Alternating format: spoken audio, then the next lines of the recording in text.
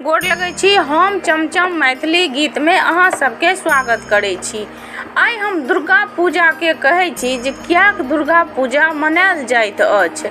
सब गोटा ध्यान से देखब और सुनब और हमर चैनल के सब्सक्राइब और वीडियो के लाइक जरूर करब।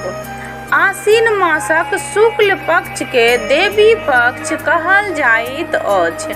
आश्विन शुक्ल परिव के कलश स्थापना, जयंती, पाबन आदि विधि कयल जाइत अछि।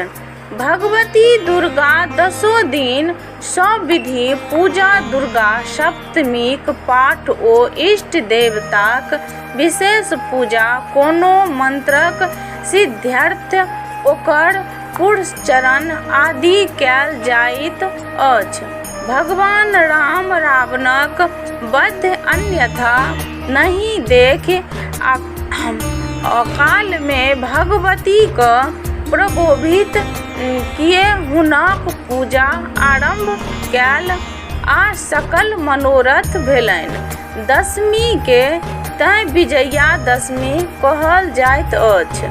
विजयादशमी दिन यात्रा प्रसिद्ध अछि। एहि दिन जाहि कार्य उपदेश से कोनो दिस यात्रा कयल जाइत अछि अवश्य सिद्ध भेटैत अछि। एहि दिन के यात्रा क नाम से सेहो कहल जाइत अछि।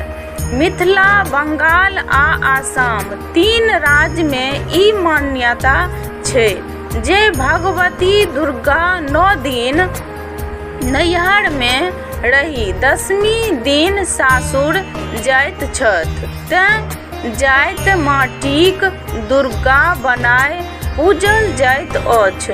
ओतय दूइब, धान, सुपारी ओ हरदि से खोइछ भरि यात्रा के दिन विदा कयल जाइत अछि।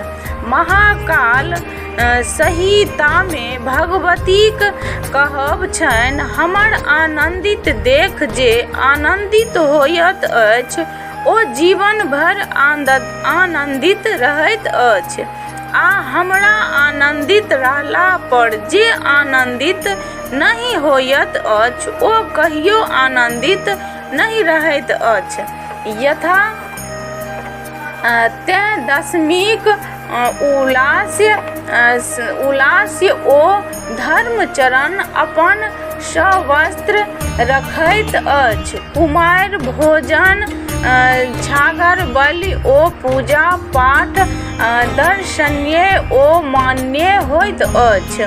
महाअष्टमी के एहि दशमी में लोक दुर्गा के प्रसिद्ध उपासना करैत अछि।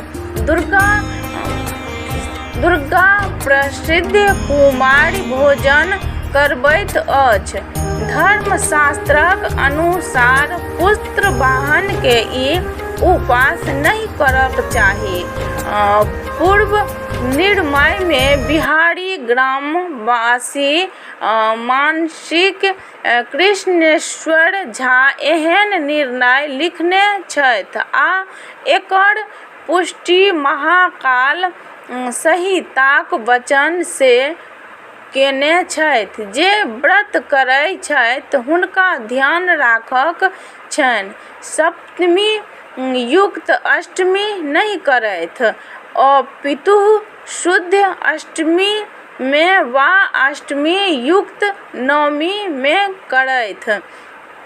यात्रा के दिन बूढ़ पुरान लोक जयंती काट भगवान भगवती के चढ़ा अपना से वयस में छोट के आशीर्वाद स्वरूप टीक में व माथ पर जयंती बान्है छथि। जयंती मंगला काली भद्रकाली कपालिनी दुर्गा क्षमा शिवा धात्री स्वाहा स्वाधा नमस्तुते।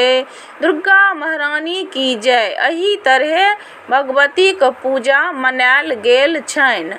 गलती भेल हैत से माफ करब। चैनल के सब्सक्राइब, वीडियो के लाइक जरूर कऽ देब, हम आशा करैत छी।